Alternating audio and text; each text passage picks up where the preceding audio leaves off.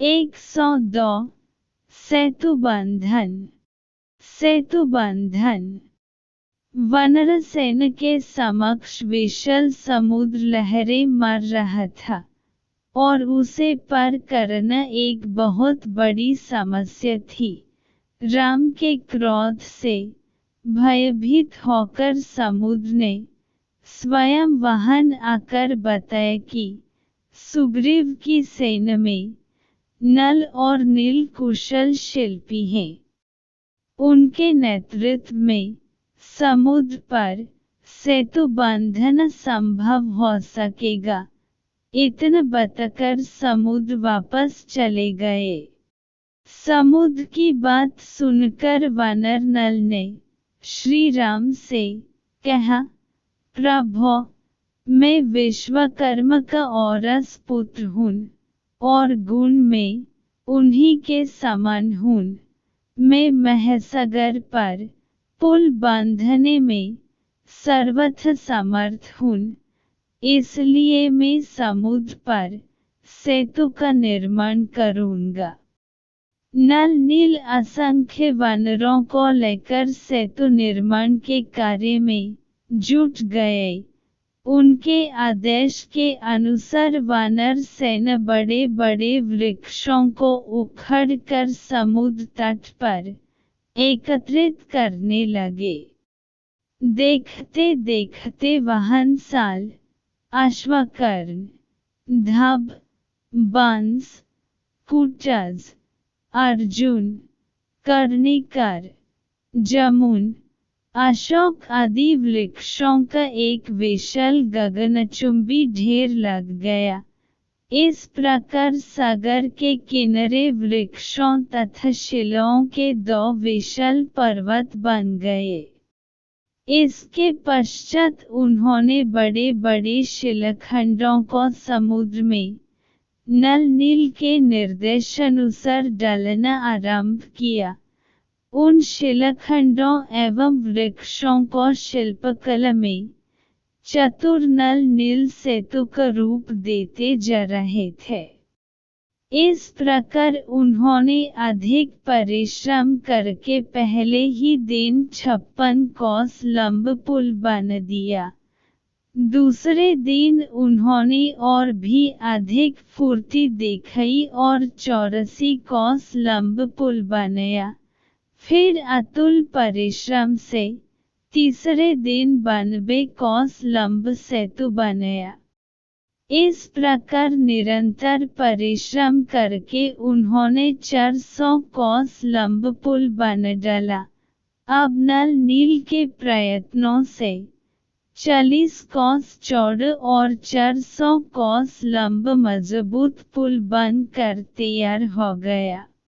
समुद्र पर सेतु बन जाने के पश्चात श्री रामचंद्र जी ने हनुमान की पीठ पर और लक्ष्मण ने अंगद की पीठ पर बैठकर सेतु पर होते हुए विशाल सागर पार किया। उनके पीछे पीछे संपूर्ण वानर सेना भी सुग्रीव के नेतृत्व में समुद्र को पार कर लंका में पहुंच गई। इस सेना के लंका में पहुंचते ही राक्षसों में भयानक हलचल मच गई। वे लंका दहन की घटना को स्मरण कर भयभीत होने लगे।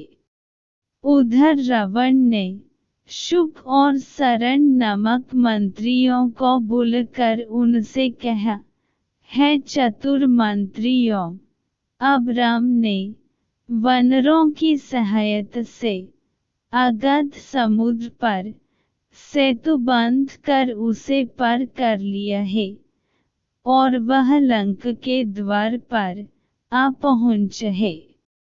तुम दोनों वानरों का वेश बनकर राम की सेना में प्रवेश करो और यह पता लगाओ कि शत्रु सेना में कुल कितने वानर हैं, उनके पास अस्त्र शस्त्र कितने और किस प्रकार के हैं, तथा मुख्य मुख्य वानर नायकों के नाम क्या हैं।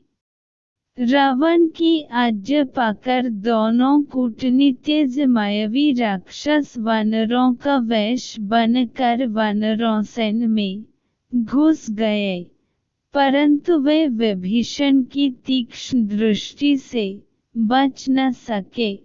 विभीषण ने उन दोनों को पकड़कर राम के सम्मुख करते हुए कहा, हे राघव, ये दोनों गुप्तचर रावण के मंत्री शुक और सरण हैं, जो हमारे कटक में गुप्तचरी करते पकड़े गए हैं। राम के सामने जाकर दोनों राक्षस थर थर कांपते हुए बोले, हे राजन, हम राक्षसराज रावण के सेवक हैं, उन्हीं की आज्ञा से आपके बल का पता लगने के लिए आए थे।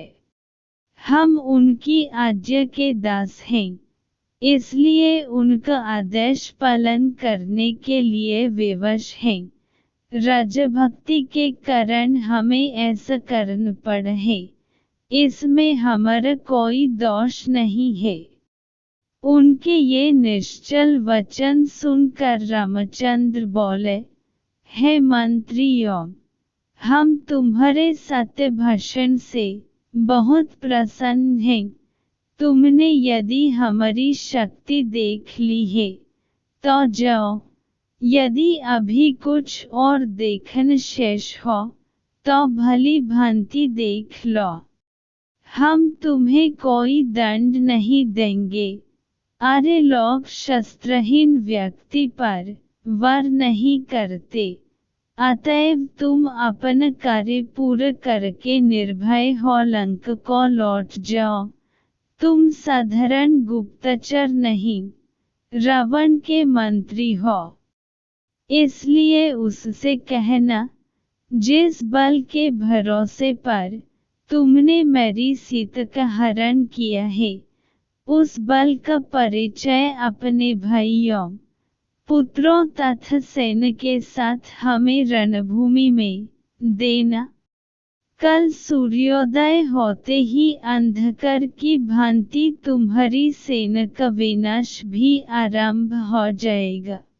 श्री रामचंद्र जी के वचनों से भयरहित हो उनका जय जयकार करते हुए शुक तथा सरण लंका में पहुँचे और रावण के सम्मुख उपस्थित होकर बोले, हे स्वामिन, हमारे वानर सेना में प्रवेश करते ही विभीषण ने हमें पहचान कर राम के सम्मुख उपस्थित कर दिया, परंतु राम ने हमें निःशस्त्र दूत समझकर छोड़ दिया।